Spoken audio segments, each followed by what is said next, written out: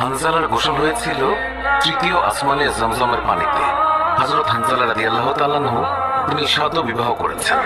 ওই সময় আমাদের প্রিয় নবী সাল্লাল্লাহু আলাইহি ওয়াসাল্লাম সাহাবীদেরকে বললেন, আমার সাহাবায়ে কেরাম, তোমরা উহুদের যুদ্ধের জন্য প্রস্তুতি গ্রহণ করো।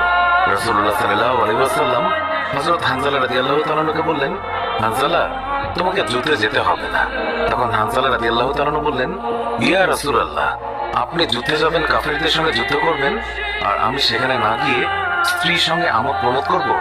এটা আমি সহ্য করতে পারবো না, আমাকেও যুদ্ধে নিয়ে চলুন। রাসূলুল্লাহ সাল্লাল্লাহু আলাইহি ওয়াসাল্লাম তখন বললেন, হানজালা, আমি তোমাকে আদেশ দিলাম, তুমি বাড়িতে থাকো, তোমাকে যুদ্ধে যেতে হবে না।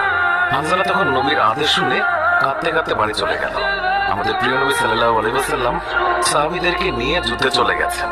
এদিকে সাহাবী হানজালা তার স্ত্রীর সঙ্গে রাত কাটানোর পর তার উপর গোসল ফরজ হয়ে গিয়েছে, তাই সে গোসল করতে গেছে।